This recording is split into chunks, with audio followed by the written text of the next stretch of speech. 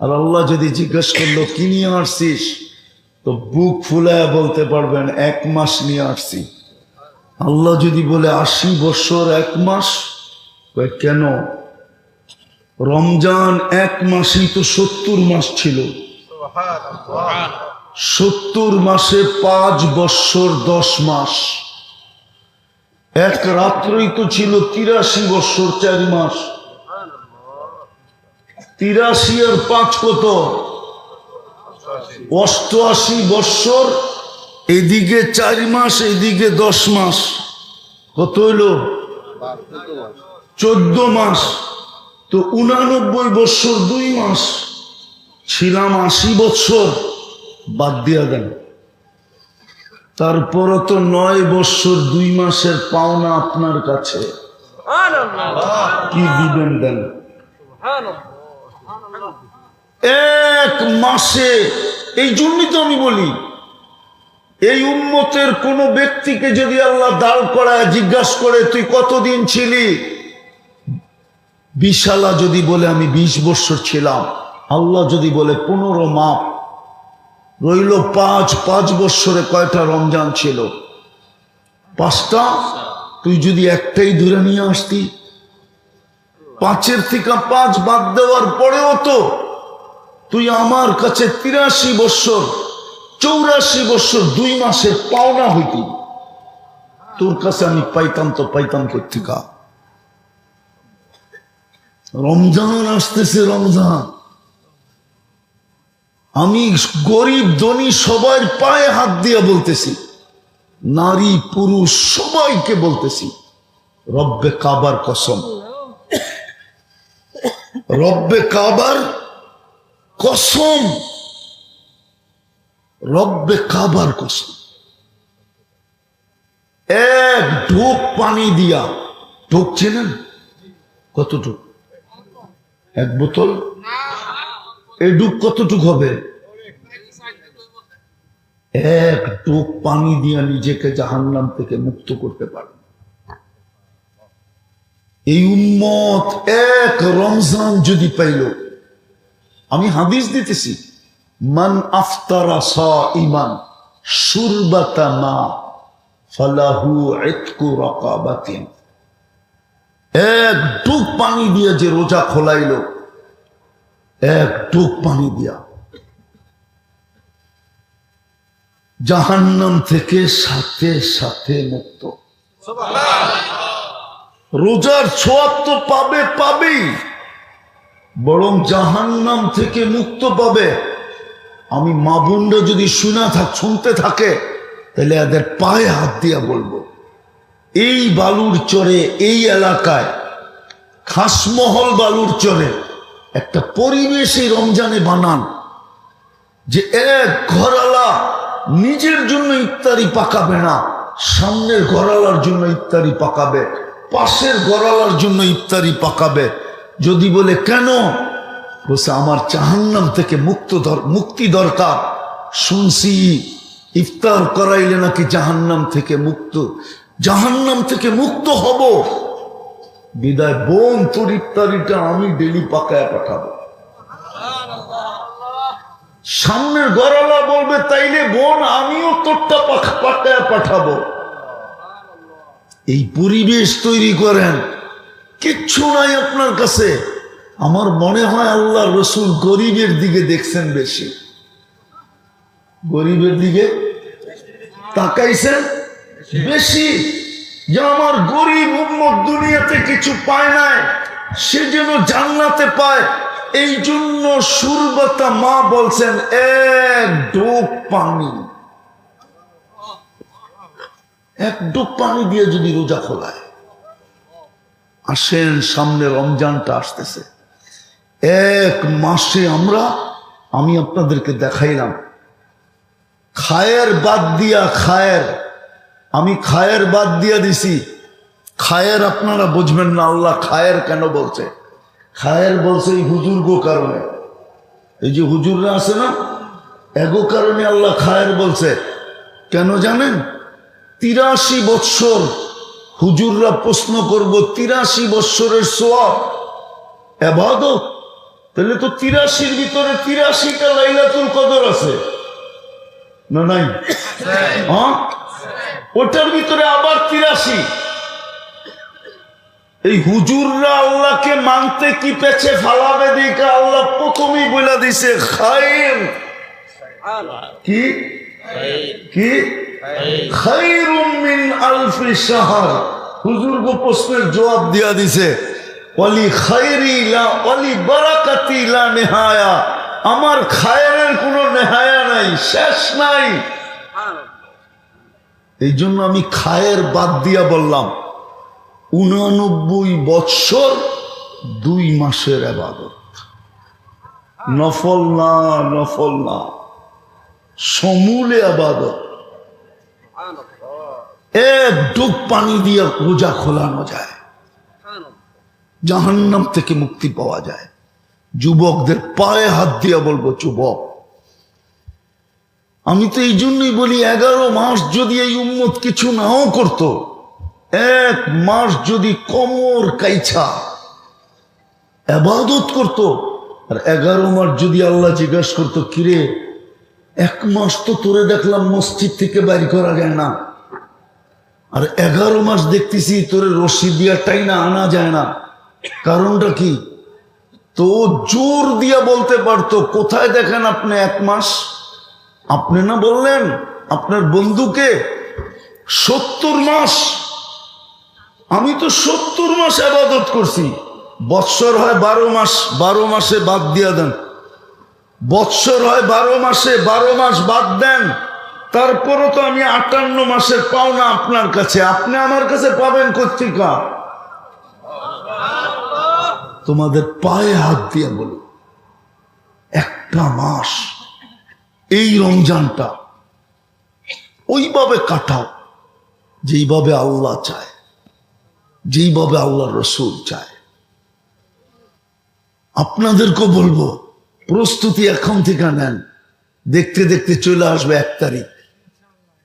1 তারিখ থেকে রোজা, মানে 1 তারিখ দিন গিয়া রাত্রি তারাবি শুরু হবে, মনে হয় সেহরি শুরু হবে। প্রস্তুতি নেন এখন থেকে, যে এইবার তো নিজেকে জাহান্নাম থেকে মুক্ত করাই ছাড়ব।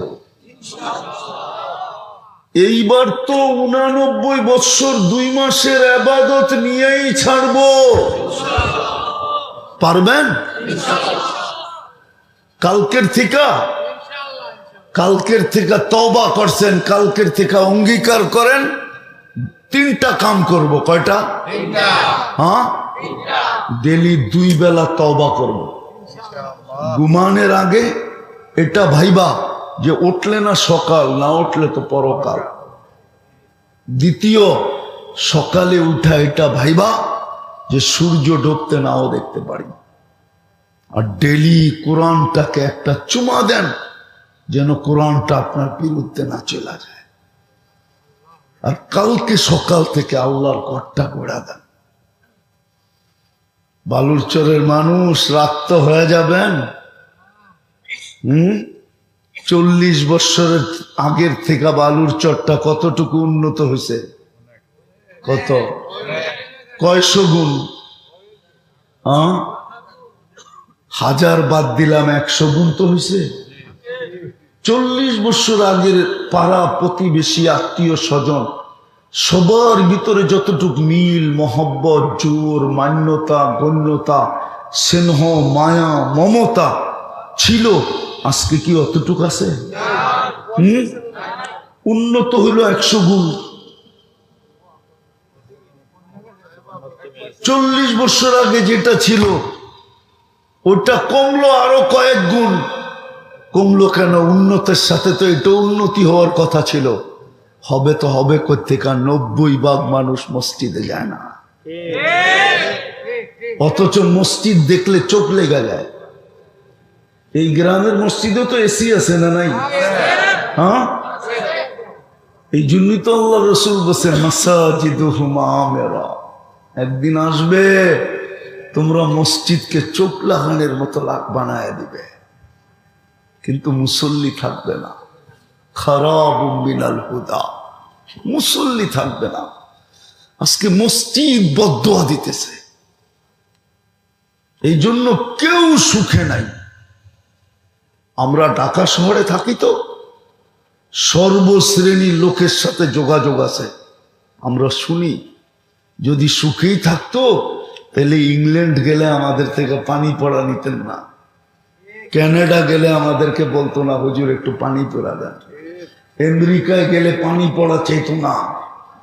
তুমি তো আমেরিকায় আসো, আবার পানি পড়া দরকার কি? তুমি পানির বোতল বাংলাদেশে পাঠাইতে থাকো যে আমাগরটা খাইলেই শুকিয়ে হয়ে যাবে। রাগ হয়ে গেলেন? দুনিয়ার সবচেয়ে উন্নত দেশে আছে, আমরা চিনি কাছের থেকে, সুখ নাই, শান্তি নাই। পয়সা মানুষকে সুখ দিতে পারে না। নাইলে কবি এই প্রবাদ বাক্য কোনোদিন বলতো না, পরিশ্রমে ধন আনে, পুণ্যে আনে সুখ, আলস্য দরিদ্রতা আনে, পাপে আনে দুঃখ।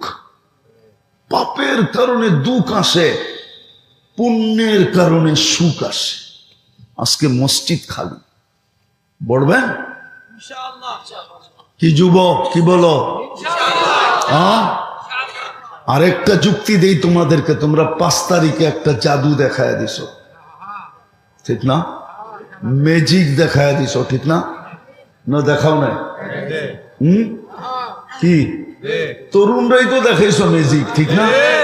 হ্যাঁ, আমি তো ছিলাম না, কিন্তু তোমাদের আলোচনা এখন দেখি পেন্টাগনেও হয় যে বাংলাদেশের এই ছোট ছোট তরুণদের ভিতরে কি রাখা আছে, বারুদ।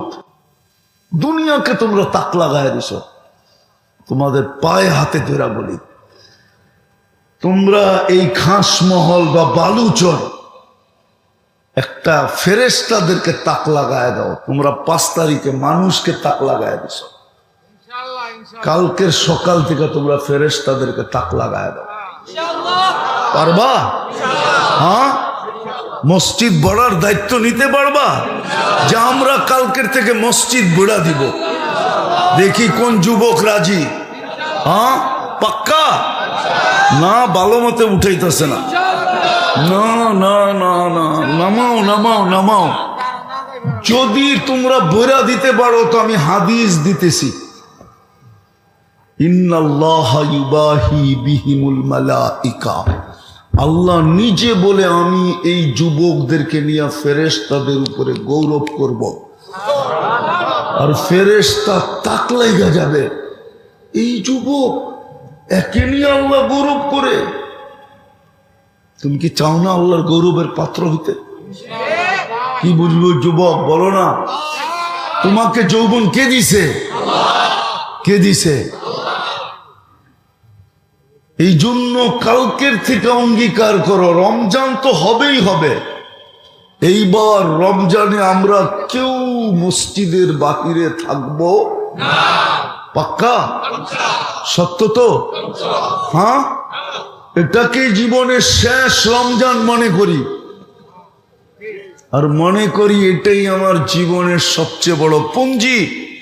যদি মিলা গেল তো কালকে বুক ফুলায়া বলতে পারবো 89 বৎসর 2 মাস।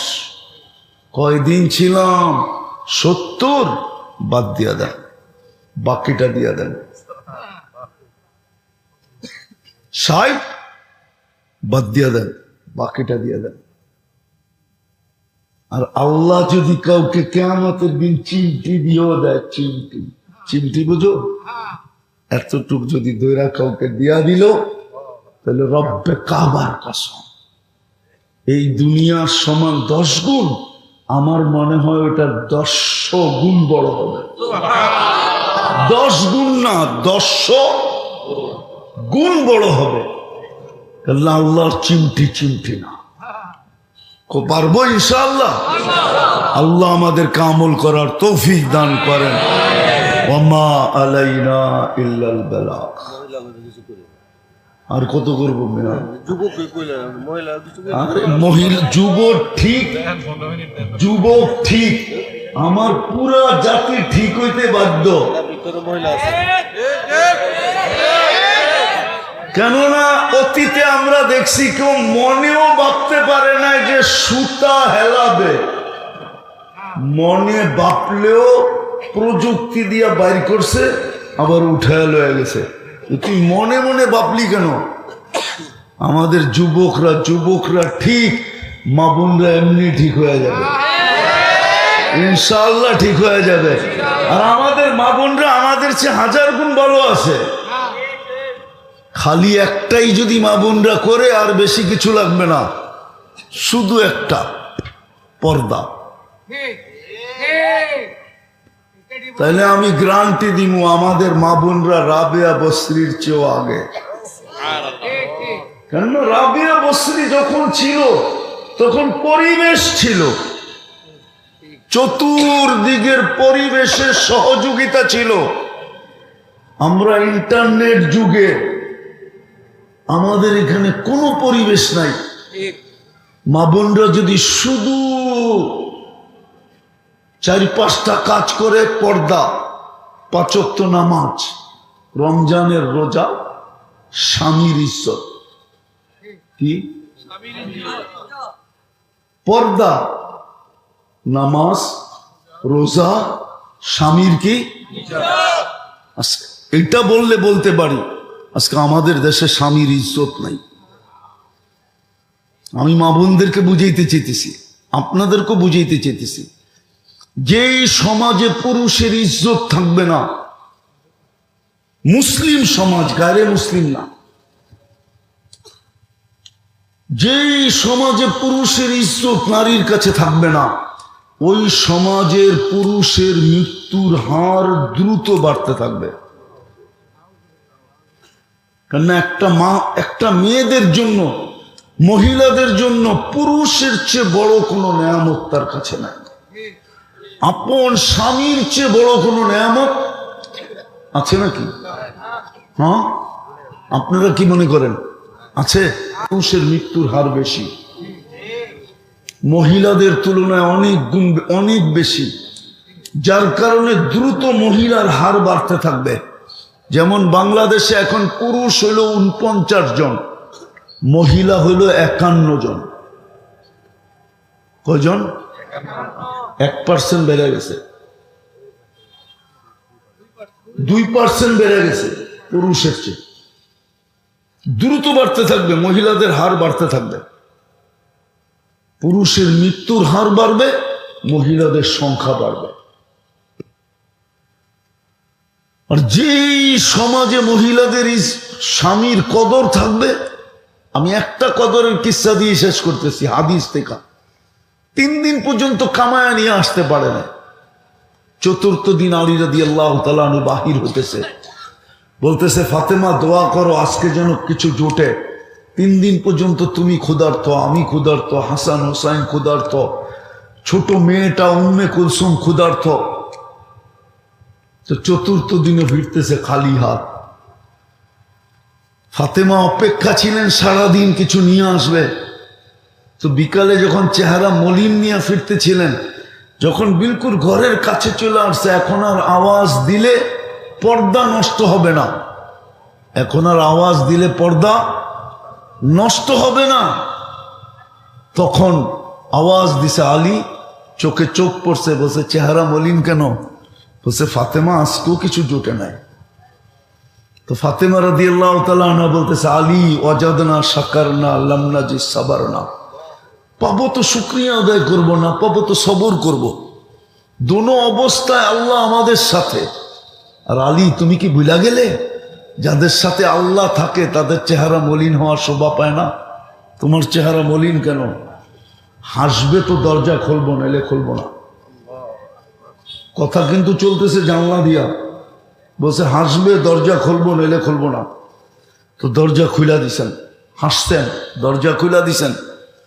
পরেরটা আলী রাদিয়াল্লাহু তাআলা আনহু বলতেছেন যে ফাতেমা সাররাত ওয়া তাবাসসামাত, আমি যখন ঢুকতেছিলাম তো ফাতেমা মুস্কি মুস্কি হাসতেছিল আর খুশিতে আত্মহারা ছিল। 4th দিনের ক্ষুধার্ত, তারপরও হাসে। তো বলে আমি আমাকে ধরে রাখতে পারি নাই, কাঁধে হাত দিয়া বললাম রাহিমাল্লাহু ইমরাআতান, তোর মতো মেয়েদের উপরে কিয়ামতের সকাল পর্যন্ত আল্লাহ রহমতের বৃষ্টি বর্ষণ করুক। এই অবস্থায় তুই হাসতে পারস?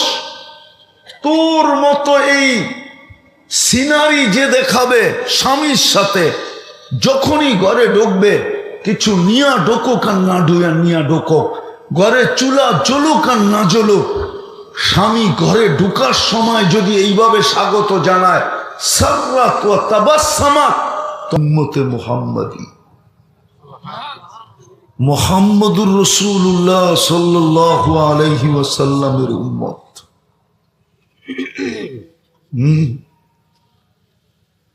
ভাগ্য খুলা দিছেন উম্মত বানা। যদি এই উম্মত হওয়া বড় নেয়ামতি না হইতো, তাহলে নবীরা কেন চোখের পানি জড়াইতেন? নবীরা পর্যন্ত চোখের পানি জড়াইছেন এই উম্মত হওয়ার জন্য। কিতাবে পাওয়া যায় মুসা আলাইহিস সালাম তো তাওরাত কিতাবকে সরায় দিয়েছেন, তারপরে বলছেন আমাকে উম্মতে মুহাম্মদী বানায় দেন। কেননা কোরআন বলে মাসালুহুম ফিত তাওরাত, তাওরাতের পৃষ্ঠায় পৃষ্ঠায় শুধু আমাদের আলোচনা দিয়ে ভরা ছিল। মুসা আলাইহিস সালাম দেখতে দেখতে দেখতে দেখতে দেখতে একদিন বলেই ফেলছে কিতাব লাগবে না, উম্মত বানায় দেন। ওই নবীর উম্মত আপনি। ভাগ্য কিন্তু খুলে দিছে আল্লাহ। এই জন্যই তো আদম আলাইহিস সালাম বলতেছিলেন, আমি প্রথম নবী, প্রথম মানুষ, প্রথম নবী, প্রথম রসুল। প্রথম মানুষ, প্রথম নবী, প্রথম রসুল। তারপরও আমার চেয়ে কোটি গুণ বেশি উম্মতে মুহাম্মদীর সাথে আল্লাহর পীড়িত। পীড়িত বুঝেন? কি বলেন না? আপনি বুঝবেন না, যুবকরা বুঝবে। পীড়িত কারে কয় জানেন? 14ই ফেব্রুয়ারিতে ফুলও দিল, হোটেলও খাওয়াইলো, পার্সেলও দিল। ডাক্তার যদি অনুমতি দিত তাহলে কলিজা বুক ফাইরা কলিজা বাইর করা বুনা করা দিয়া দিত। তারপরে বলতো আমাকে একবার হইল লেখা দিস I.U। এটার নাম হইল পীড়িত। পীড়িত খালি ভালোবাসা কইলইব না, ওরা বোঝে পীড়িত কারে কয়। যদিও ছ্যাক খায় প্রত্যেকবার, এইবারও কিন্তু ওরা ছ্যাক খাইছে, প্রত্যেকবারই ছ্যাক, ঠিক না? ফুলও নেয়, খাইও যায়, পার্সেলও নেয়, তারপরও কি চেহারায় কয়, মুখ দিয়ে স্বীকার না করলে কি বো। আমারে খালি হুজুর মনে করুন, আমি সোনা পয়সা খাদ বের করতে পারি। হ্যাঁ, হীরা হাতে নিয়ে বলতে পারি পিওর না 2 নম্বর। তোমাকে চেহারা দেখলি আমি দেখি কয়েকবার শেখ খাওয়ার সিল আছে। এই জন্য মাথা বেশি উঠাও না, কপাল দেখা রাখলে ভালো, নাইলে আমি কপাল দেখা কয়ে তুমি কয়বার খাইছে। তো যেটা বুঝাইতেছিলাম, মুসা আলাইহিস সালাম বলতেছেন, আরে আদম আলাইহিস সালাম, আমি প্রথম মানুষ, প্রথম নবী, প্রথম রসুল, কিন্তু উম্মতে মুহাম্মদীর সাথে আমার চেয়েও কোটি গুণ বেশি ভালোবাসা। যদি তাই না হইতো, আমি একটা ভুল করলাম, আমাকে 350 বৎসর কাঁদাইছে। অথচ উম্মতে মুহাম্মদী সারা দিন গুনাহ করে, রাত্রে টাইকা টাইকা মাফ করে দেন। সারা রাত্র গুনাহ করে, সারা দিন ডাইকা ডাইকা মাফ করে দেন। প্রতি রাত্রে এখন ডাকতেছেন, আমরা ওয়াজ করতেছি, আল্লাহ ডাকতেছে। রাতের 3 ভাগের 1 ভাগ অতিবাহিত হয়ে গেছে, আল্লাহ ডাকতেছে, হাল মিন মুস্তাগফির, ফাগফির আলা, কে আসিস মাপ চাবি, চাইতে দেরি আমি মাফ করতে দেরি করব না। কতগুলা মাফ করবেন এটাও বলে দিছে, একদিনে সম্ভব না। সমগ্র সৃষ্টি মিলা সারা জীবনে এতগুলো সম্ভব না। একজনের পক্ষে একদিনে তো সম্ভব না, নাই। সমগ্র সৃষ্টি সারা জীবন মিলা কিনা এত গুনাহ করা সম্ভব না। লাউ বালাগাত যুনুবুকা ইনানাস সামা, যদিও তুমি গুনাহ করতে করতে করতে সৌরজগৎ ভরা দাও, জাগা না হয়, আর ব্যাত করা যদি আকাশে চলে যায়, উপরে চলে যায়, তারপরও মাপ চাইলে আমি মাফ করে দেব। তিনটা বড় বড় নেয়ামত দিছেন। আবারও ভালো মতে, মানুষ মুসলমানের ঘরে, উম্মতে মুহাম্মাদি, দাবি শুধু ছোট একটা দাবি আল্লাহ, ছোট দাবি আল্লাহ। সব কিছু আয়না দিয়া ঘরে দিয়া বলতেছে সব আয়না দিলাম, শুধু আমাকে এটা পাক করে খাওয়াও। বলেন মাঝে মাঝে না বলেন না? যেমন বলে না। আল্লাহ মানুষ বানায়া দিছেন, মুসলমানের ঘরে অস্তিত্ব দিছেন। আফসোস, যদিও আমার সমাজের দৃশ্য দেখলে মনে হয় যে মুসলমানের ঘরে জন্ম নেওয়া আমার সমাজ পছন্দ করে নেয়। বিশেষ করে যুবক যুবতীদেরকে দেখলে মনে হয় ওরা মুসলমানের ঘরে আসাটা লাইক করে নেয়, পছন্দ করে নেয়। যদি মুসলমানের ঘরে আসাটা পছন্দ করতো, তাহলে ওদের চুলের স্টাইল এরকম কেন হতো? ওরা তো রাগ হয়ে যাবে, চুলের স্টাইল এরকম কেন হবে? ওদের পোশাক আশাক এরকম কেন হবে? চাল চলন কেন এরকম হবে? রং ঢং এরকম কেন হবে? আজকে বুঝতেছো না, কালকে বুঝবে। ইসলাম যে কত বড় দৌলত, এটা কালকে বুঝে আসবে, যখন আল্লাহ হুকুম দিবে। যারা কাগজে মুসলমান ছিল, কাগজে মুসলমান বোঝেন, যেইখানে সরকারি ভাবে ধর্ম লিখতে হয়, ওইখানে ও চুপে লেখা দিয়ে আসছে ইসলাম। এদেরকে বলে কাগজে মুসলমান। কেননা অনলাইনের যুগ, তো অনলাইনের যুগ না, অনলাইন না? জিজ্ঞেস করেন তো ভোটার লিস্ট অনলাইন কিনা? সব অনলাইন, এমনকি চেয়ারম্যানের সার্টিফিকেটটা পর্যন্ত এখন অনলাইন। তো আপনি অনলাইনে ইসলাম লিখতে দেরি, সারা দুনিয়া জানতে দেরি করে নাই। কাফেররা যখন দেখবে এদের সাথেই জাহান্নামে বসবাস, একদিন কাফেররা বলবে, কিরে অনলাইন গাইটা দেখলাম তুই ইসলাম লিখতি, এই লেখা তোকে কি লাভ দিল? তুই তো আমাদের সাথেই। ওদেরকে নিয়ে মজাক করতে দেরি, তিরস্কার করতে দেরি, আল্লাহর রহমতের জোশ উঠতে দেরি করবে না। আল্লাহর সাথে সাথে হুকুম দিবে এদেরকে বাহির কর। যখন এদেরকে দোজখ থেকে বাহির করবে, তো সারা দুনিয়ার কাফের চিৎকার দিয়া বলবে, ওই চিৎকারটাই আজকে কোরআনে আছে, ইয়াউমা ইয়াওয়াদ্দুল্লাযীনা কাফারু লাউ কানু মুসলিমিন।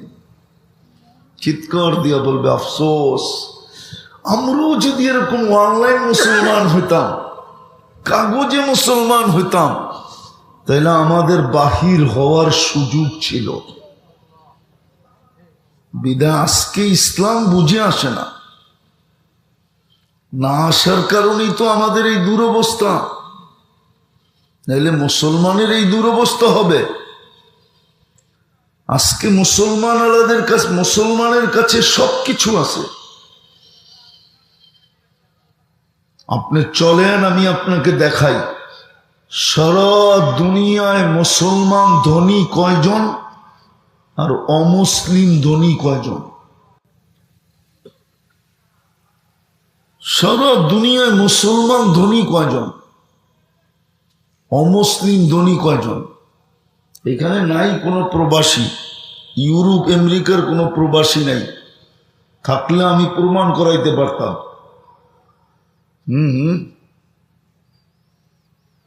আমি প্রমাণ করাইতে পারতাম আপনাদেরকে। মুসলমানের আজকে দুরবস্থা কেন? অথচ মুসলমানের কাছে দুনিয়ার 70% সম্পদ, 70% সম্পদ মুসলমানের কাছে, ধন সম্পদ। আপনার বিশ্বাস হয় না? হ্যাঁ, 250 কোটি মুসলমান, 60টা মুসলিম দেশ। দুনিয়ার সবচেয়ে বড় টাকা মুসলমানের কাছে। কুয়েতের টাকার চেয়ে বড় কোনো টাকা দুনিয়াতে নেই। বাহরাইনের টাকার চেয়ে বড় কোনো টাকা দুনিয়াতে নেই। ওমানের টাকার চেয়ে বড় কোনো টাকা দুনিয়াতে নেই। ব্রুনাইয়ের টাকার চেয়ে বড় কোনো টাকা দুনিয়াতে নেই। 4 দেশের টাকা দুনিয়ার সবচেয়ে বড় কাগজ, সবচেয়ে বড় টাকা। তারপরও মুসলমানের এই দুরবস্থা কেন? আমি আপনার এলাকায় বলতেছি না, ইন্টারন্যাশনাল ভাবে মুসলমানের এই দুরবস্থা কেন? মুসলমান নির্যাতিত কেন, নিষ্পেষিত কেন, ঘৃণিত কেন, দীক্ষিত কেন, অবহেলিত কেন, লাঞ্ছিত কেন? এই জন্যই তো আমাদের যুবকরা এই অবস্থা। ওরা নেটে দেখতে থাকে আর ইসলামের বিরুদ্ধে ওদের ভিতরে মনোভাব তৈরি হইতে থাকে। অথচ ওই তো আসল জিনিস জানে না যে মুসলমানের ঘরে আসতে পারা কত নেয়ামত। দুনিয়ায় কয়দিন আপনি ওই দিকে নিয়ে যেতেছি আপনাকে, কয়দিন? যুবক, তোমার যৌবনের তরঙ্গ কয়দিন? তরঙ্গ বোঝো তো? ঢেউ কয়দিন? ঢেউ কয়দিন? কয়দিন তুমি মূল্যায়িত, কয়দিন তুমি আকর্ষণের পাত্র? ওই জিজ্ঞাসা করো বুড়াদের, বয়স্কদেরকে, যার কাছে জীবনটা পুরা দিয়া দিছে, যার জন্য জীবনটা দিয়া দিছে, যার কাছে জীবনটা দিয়া গেছে, এখন ওনার কাছে গেলেও উনি বিরক্ত হয়, ঠিক না? না মনে হয় বুঝাইতে পারি না, বিরক্ত হয় না? অথচ ওনার জন্য জীবনটা দিয়ে দিছে, ওনার কাছে জীবনটা দিয়ে দিছে, তারপরে উনি এখন বিরক্ত হয়। বুঝা গেল এখন ওনারও বেলু নাই। তোমার বেলু কতক্ষণ? আর বেলু হইবই কোত্থেকা? বাংলাদেশে যেইভাবে শুরু হইছে, আমি তো খুব খুইলা বলি, জানি না যুবকদের বুঝে আসবে কিনা। মাদক হাত দিয়া ছুঁইলে যৌবন চলে যায়, মাদক সেবন করতে হয় না। মাদক যে হাত দিয়া নাড়াচাড়া করবে ওরও যৌবন চলে যাবে, মাদক যে বহন করবে ওরও চলে যাবে, মাদকের যে ব্যবসা করবে ওরও চলে যাবে, মাদক যে দেশে ঢুকাবে ওরও চলে যাবে। নিয়ে আসেন যত বড় রতি হোক, মাদকের ব্যবসায়ীর যত বড় রাজা হোক, নিয়ে আসেন আমার কাছে, আমার পয়সায় দুনিয়ার যে কোনো উন্নত হাসপাতালে আমি টেস্ট করাবো, ডাক্তারি রিপোর্ট আসবে ওর স্বাভাবিক যৌবন নাই। চ্যালেঞ্জ, আমার চ্যালেঞ্জ যদি কেউ গ্রহণ করতে চায় আমি প্রস্তুত আছি। ওর স্বাভাবিক যৌবন পাওয়া যাবে না। মাদক এরকম লানত, এটা ছুঁইলে পর্যন্ত যৌবনে বাটা পড়ে।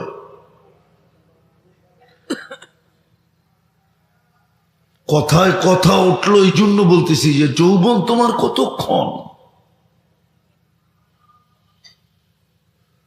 তোমার যৌবন মাটিতে মিশানোর জন্যই তো এইগুলা। এই জন্যই বলছিলাম তিনটা বড় নেয়ামত, দাবি ছোট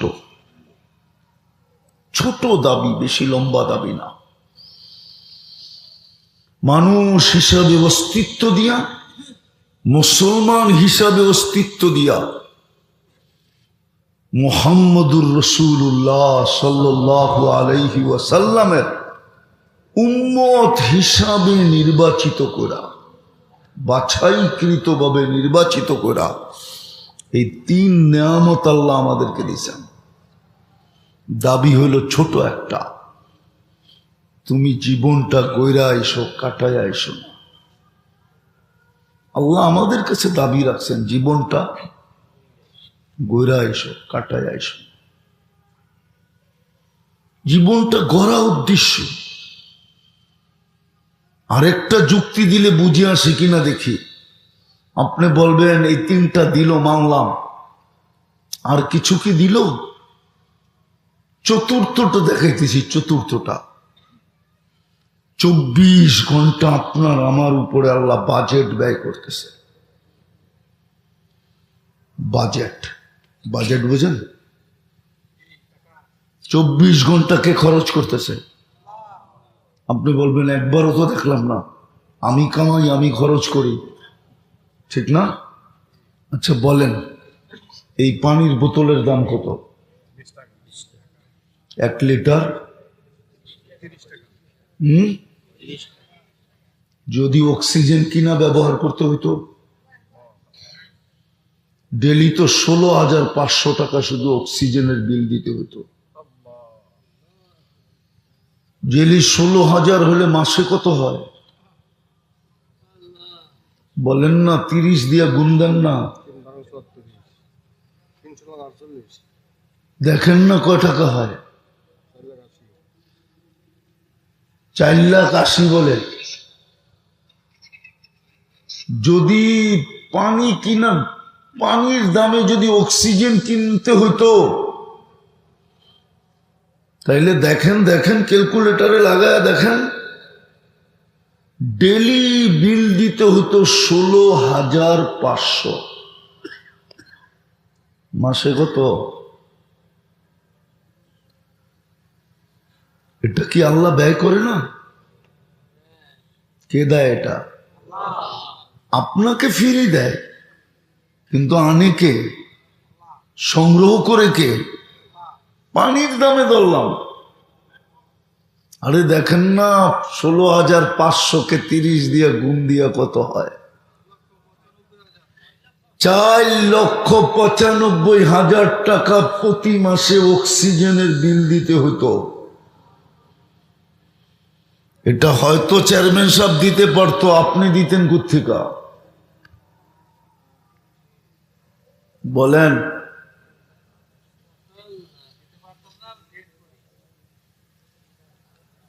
এটা কি আল্লাহর ব্যয় না? ডেলি আপনি শ্বাস নেন 1,60,000 বার। যদি পার শ্বাস 1 পয়সা হইতো, তাহলে ডেলি 1600 টাকা বিল দিতে হইতো শ্বাস নেওয়া। মাসে দিতে হইতো 48,000 টাকা বিল। 4,95,000 সাথে 48 মিলান কত হয়? ডেলি যদি কিডনির বিল দিতে হইতো, কিডনি ডায়ালিসিসের বিল দিতে হইতো শুধু 100 টাকা, তাহলে ডেলি 3600 টাকা দিতে হইতো কিডনি ডায়ালিসিসের বিল। মাসে দিতে হইতো 1,08,000 টাকা। ভালো মতে বুঝেন, কিন্তু ভালো মতে। আমি তো 3টা দেখাইলাম।